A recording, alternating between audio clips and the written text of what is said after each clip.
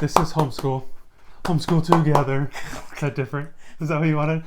Welcome to Homeschool Together. She told me to do something different. I didn't want him to say thanks so much for joining us, because he does with everybody. The old school SNL, Will Ferrell. Go Homeschool Together. Anyway, thanks so much for joining us. Wasn't what I had planned, you guys. There's nothing planned. We were winging it all the time. This week, we had a great time. We were in West Africa. We had a main focus of the day in a life. That's something that I've been really enjoying, finding really cool videos lately of just the day in the life of somebody who lives in this area. I think it's probably the best way to kind of identify with them, have my daughter really understand, what they do. We followed this one woman around in Nigeria. She washed her clothes, she took a shower. It was wonderfully shot. She went for a walk with her boyfriend down the road, and they ate food together. They listened to next door was a church ceremony that they were chanting and singing and everything. It was really cool, and I think it was really endearing. It was just a fun thing. And it's a good idea, because we studied the Sahara Desert. We've already talked about savannas. We've been jungles and animals. We've done all the big animals. And in West Africa, there are so many small countries. It's really hard to find a specific focus.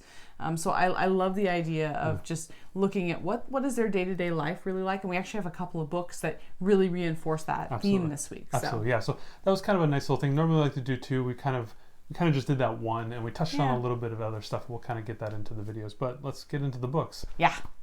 Let's get into there's so many books, you guys. All right. Head, Body, and Legs. Now, this is a folk tale out of Liberia, and you know us in folk tales. This was folk tale people. This was actually very funny. It was about all the pieces of a body, and started with the head, and then the body, and the arms, and the legs, and they kept recombining in different ways to solve different problems. And I literally just read about Frankenstein upstairs to our daughter as she was going to bed. And I'm feeling a little bit. Yeah, probably a lot like that. And so anyway, it's basically it was kind of like an origin story of man as he began to find all the various pieces. And it was actually very comical. My daughter loved it. And it was actually a fun read. I really recommend this as kind of like you get a lot of folk tales that kind of be kind of awkward and weird. This one was awkward and weird, but it was actually very endearing.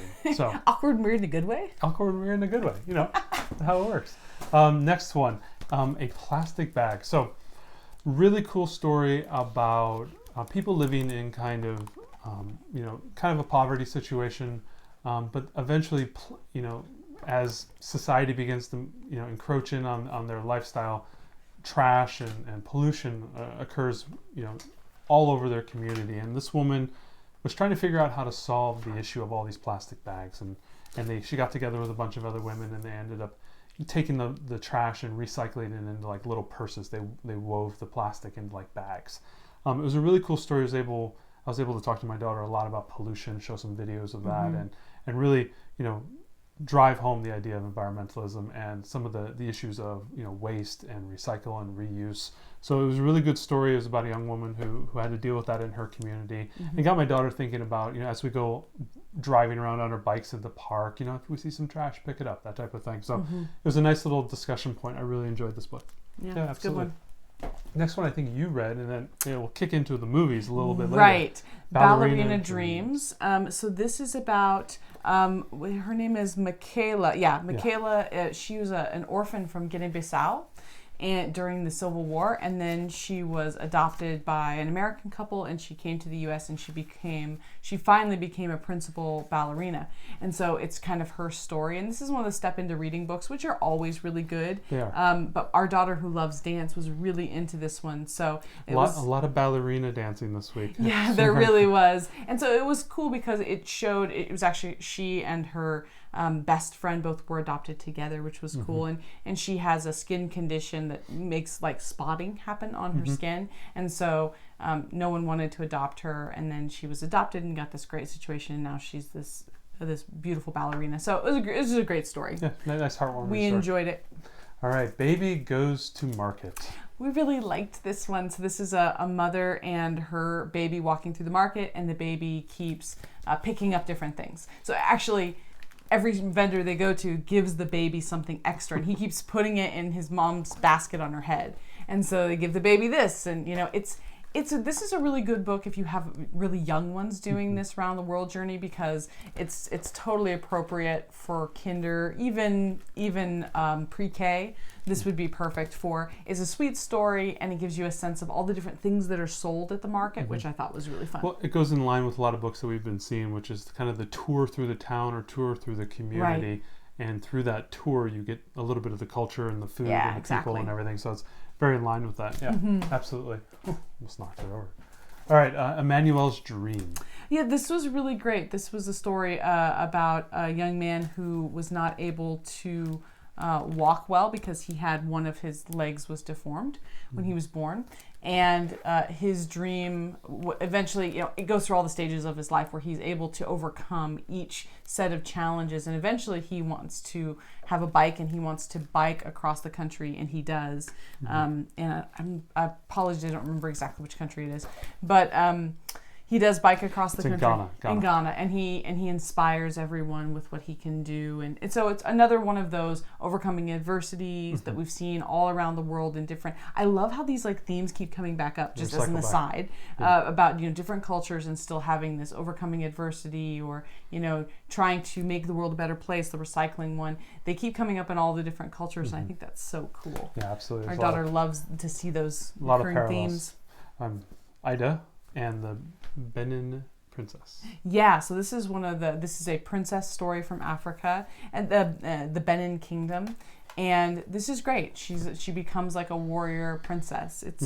It's just a cool story. I love seeing. There's I think a series of these about African princesses. The art is really good. Oh, it's beautiful. And it tells her story and kind of her rise from a child growing up and being a warrior for her people, and it's a woman powered story. So our daughter loved it. Absolutely wonderful. Yeah. Sundita and the King of Mali. Yep. So this is another one. Sundiata, I think. Yeah. Yeah, Sundiata. Yeah. This one has great artwork in it, and this is just the story of how he rose to become king, and there was lots of warring kingdoms. This was long ago, and how again kindness prevails, and being genuine with people and all these good virtues prevails, and he eventually becomes king of Mali. Really cool artwork as well. Yeah, the artwork is really what sells it more than the story of that one. So we had a chapter book, Too Small Tola. Yes, so Build Your Library recommends Anna Hibiscus, which we did not own and our library did not have, but it's by the Atanuke. I might be saying that wrong. That's the author, and this is another book by the same author, and this is great. It tells the story of a girl. I think it's Nigeria, if I'm not mistaken. Nigeria. And it tells her story in her family, and she's told she's too small. She's going to help her grandmother go to market and carry things back, and all of the things she's able to do. And this is another day in the life thing again, because it talks about what their life is like going to the market, and how far they have to go to get things, and all the other people in their building that want them to pick things up for them too. And she's been told that she's too small and the grandma's too old, and yet they persevere over and over again to get back with all the supplies that they need. And anyway, and as they go, they keep stopping to rest, and they keep getting different local treats. And so the grandma keeps getting her to kind of spur them on to keep going. And so anyway, this was great. I think that there's many books by the same author. Any one that you can get would be good. But we did this instead of Anna Hibiscus. So. Absolutely. The Water Princess. This was one I read, actually, yes. Yeah. So basically, it's just a story about a young girl who basically is trying to figure out how to get the water. She has the buckets and going through her town. There's a lot of cultural relevance there, the experience of her community, the idea of dryness. So we looked a lot on the Google Maps right around this area, and I tried to show my daughter how quickly it goes from the coast, which is very tropical, very warm, straight into kind of like the southern Sahara area, and she remembered that from the previous week as well, especially when you get into the Mali areas and stuff. It can get very dry. So again, we were talking a lot about the water, the need for water, the importance of water, a lot of the same type of things here. And we pulled this into a few videos as well, people talking about wells, especially in this region. So that recurring theme of water has been big in our entire tour of Africa. Absolutely. Now we have 5 books. Yes, because how can you pick? Yes. So Anansi the spider, this is the classic We have one. Anansi and the magic stick. Okay, we have Anansi and the moss-colored rock. Anansi and the golden pot, and Anansi and the talking melon. Now, These are all Trickster Tales. Trickster Tales. Basically, and they're all about from West Africa, so there's different artwork. Yeah, this tale kind of like transcends this one area of, I think, like Nigeria, Ghana, and just kind of this greater area. I think it's kind of more of the Ghana area. There's one book actually in here. I think it was, Anansi and the Golden Pot, that actually talked a lot more about the backstory around the Anansi story, especially at the end. And that was actually kind of interesting because... Yeah, I think that this one might be a really good one to use. So they actually talked a little bit about the history, and it was less of a trickster tale than the other ones. The other ones are really like just trying to trick people, or he's being lazy or whatnot. He's always being lazy and trying to get somebody else to do his work for him. Or this one was not as much of a trickster tale. It was more of like a young boy finding the importance of sharing. It was all about a golden pot that made like his favorite food, and he would just keep eating it, and then all of a sudden he realized he needs to be able to share it with his family. Yeah, because this is interesting. So this one and the other ones are all actually about Anansi, and this one is about a boy who's grown up hearing about Anansi. And then he sort of meets him in his journeys when he goes back to his father's homeland to visit his grandmother, I believe it was, and then he kind of runs into Anansi on the side. He's still being the trickster. He doesn't like, should the boy be mischievous like Anansi that he's heard about? So it might be good to get either this one or Anansi and the moss-covered rock, or the talking melon. I think if you just want or the magic stick, and pure trickster tale, I thought this one was the most enjoyable of them. Yeah, I read the talking melon. It was also very good. I think you get one of these ones, and then maybe get this golden pot book to go to kind of supplement that, about what it's like to grow up with those stories, and how you take that in. So I think that together would be good. Because I actually read, I think, the golden pot last, and I was like, man, where is the story coming from? This is almost all the same, and then right at the end they gave it a little bit of a history and a background. So I really liked having this one. Right. So we just wanted to talk about them all together because there's a lot of Anansi. Exactly. Yes.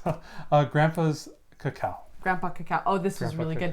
This is all about a little girl. Her dad is talking about what his life was like growing up in Africa, and his father ran processed chocolate and harvested the cacao beans, and what that whole process was like. And so they're going through all the steps of making chocolate. And this got us down a little bit of a rabbit hole, watching videos about how chocolate is grown and harvested and then made. Straight into baking shows. And then we watched a lot of like Swiss chocolate making. Anyways, it went downhill. Then we were baking brownies because it was my birthday. So happy birthday. Anyway, that was a way. But anyways, so this one was a really sweet story. So if you have any interest in the background about chocolate and cacao, this is a great one. Grandpa Cacao. Absolutely. All right, next one. Rain School. Okay, this one gave me all the feels. Ooh. So this is about young kids going to school. It's their first year at school, and they're being led to where the schoolhouse is going to be, and they need to build their school. So this gave our daughter, because she goes to her parent partnership, which is a school, although it's only for enrichment classes a couple days a week. She still kind of knows what a school should be like, and these kids had to build their own school, and they built it, and then when they finished building it, then they learned in the school, and then at the end, when the rains came at the end of the season, it washed the whole school away, and then they were going to have to rebuild it at the start. And that's how they start their school years, by building their school fresh every year. Wow. And that was just like, I don't know. I don't think my daughter, but I was like tearing up about the whole like having to rebuild your school year after year just so that they could go and learn. And what I love about this one is they're so excited about learning. And I think that that's really infectious for our kids. I know that my daughter was like too, like, yeah, learning is cool. So exactly. Anyway, Rain School was really good, you guys. The Red Bicycle. This was great. I love this. This is all the Citizen Kid books. So you will see a bunch additional ones. Yeah, a bunch of Citizen Kids. We've got the Mimi's Village we talked about. There's One Hen we'll talk about. There's a bunch of them. These are all about like kids doing good things around the world. They're great books.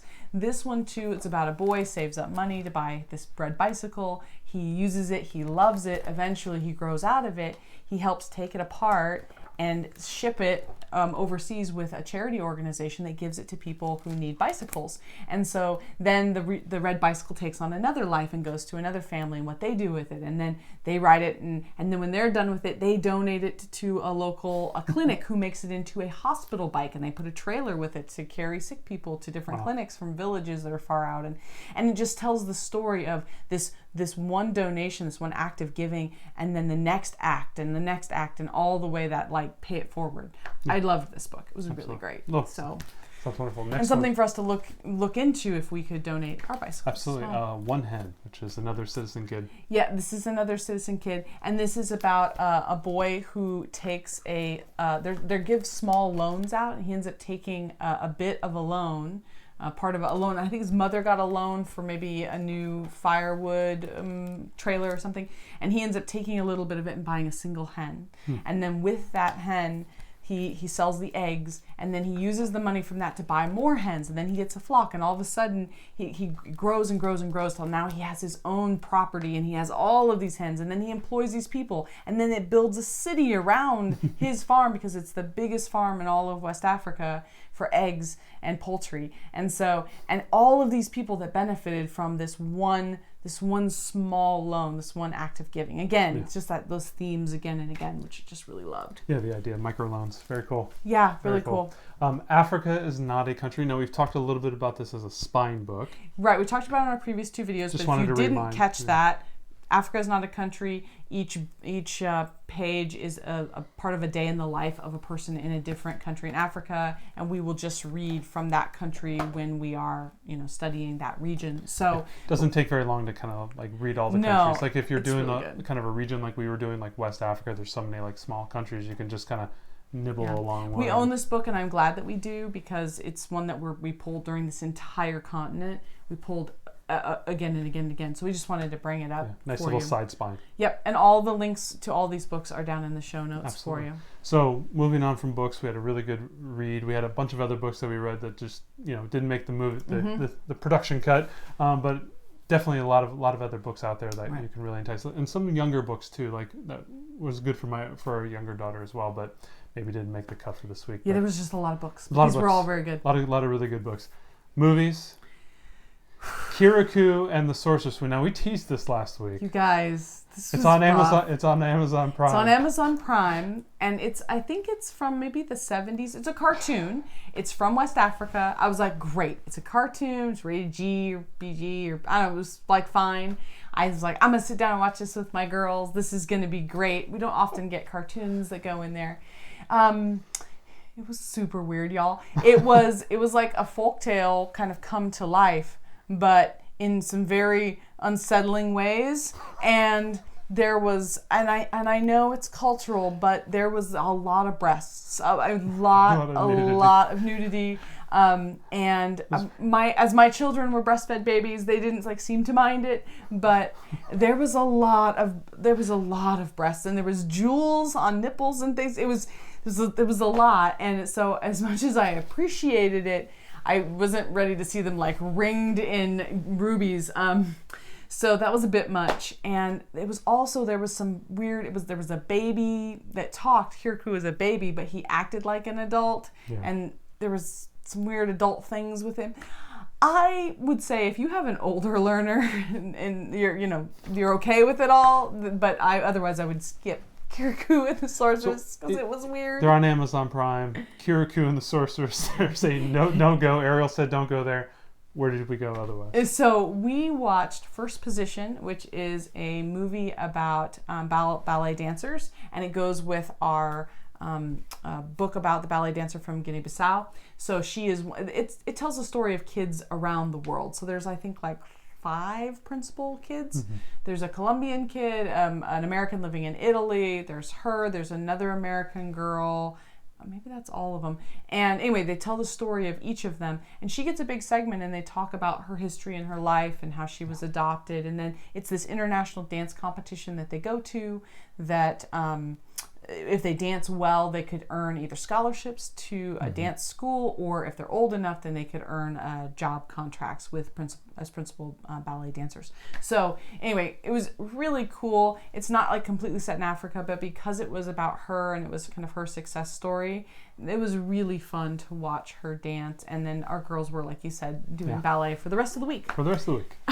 Well, and even the younger one was interested in it as well. Yeah, so. No, our 2-year-old, almost 3-year-old, sat through the entire movie and was just transfixed. There was nothing, there's no bad language, there's nothing bad in it. It was totally great for kids. So. Yeah, okay. So two picks there. We'll let you make the decision what you even want to after seeing what the ballerina's feet look like out of the slippers and how rough that is on them and how difficult it is physically, our kids were still super excited about it. So note, it may lead to ballet lessons. We're sorry. Don't blame us. Moving on from movies, we went to videos. So we teased it a little bit at the beginning. We talked a little bit about the day in the life, and I'll make sure to include that video, the specific video that we watched. It's about 15-20 minutes long. Yeah. Really enjoyable. The woman in the video is infectious. Really fun. You just can't not have a smile on the whole time. We also touched a little bit on the slave trade, especially in the Benin and Togo area. We're talking a little bit about the Portuguese forts that were there. We did a couple touring videos that kind of talked a lot about that. So it was a good moment for my daughter to kind of learn a little bit about that. It was a nice touchstone. She understood, that had happened, but I don't think she understood the magnitude of it. Right. So, but it was interesting to get a little bit of the touch, specifically since that was a large region where a lot of slaves did come from. So we did touch a little bit on that in the Benin and the Togo area, especially on the coast. There's some nice travel videos. So I'll make sure to include one of them, and the arrow can put in the show notes below that you might be able to get into.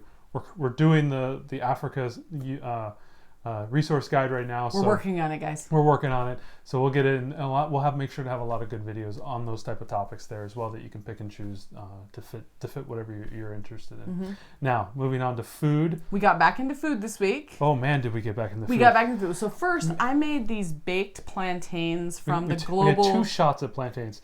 One got overripe, and then we had to get another plantain, and then we did it again. But anyways, the cooking class global feast book has these baked plantains recipe. They were not good, guys. Don't make those.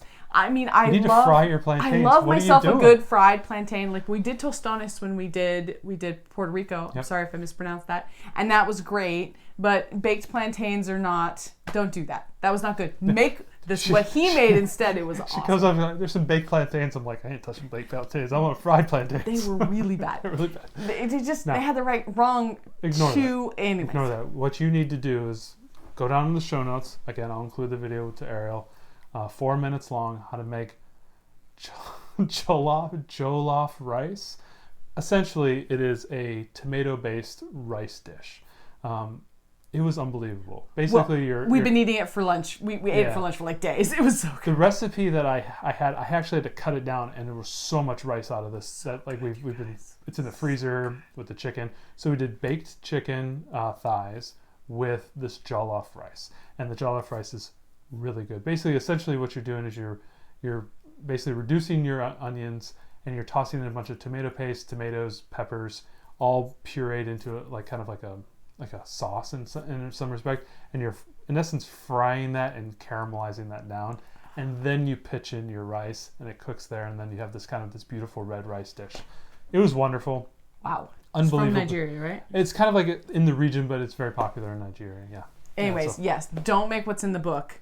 Make this rice. It was. It was actually very dynamite, easy. Really good. I kept having to pitch in a little bit of water because I didn't have my liquids right. So I just kept tossing in a little bit more water until the rice was tender. But it was really good. Like we were like, we got to put this in regular rotation. It was that good. Make it. This is making the heavy rotation, and it was really good the next day when you reheated it. Oh yeah, it's been great. We reheated it from frozen. It was all good. Good. Yes, make that, and then bake up some sort of chicken. We would cut the chicken up and have bites with chicken and the rice together. Eat it together. It Fantastic. was really good. Yeah, even the kids liked it. So, but anyway, we've gone on enough. We've gushed enough. This is West Africa. We had a great time. There's a lot to discuss there, so you can really pick and choose kind of whatever topic you're into. But we chose the day in the life. We touched a little bit on the African slave trade. Important topics to talk about the people and the history. Yep. We kind of didn't do as much animals because we did that in East Africa, but it was such a great trip. We enjoyed it. So join us for the next video.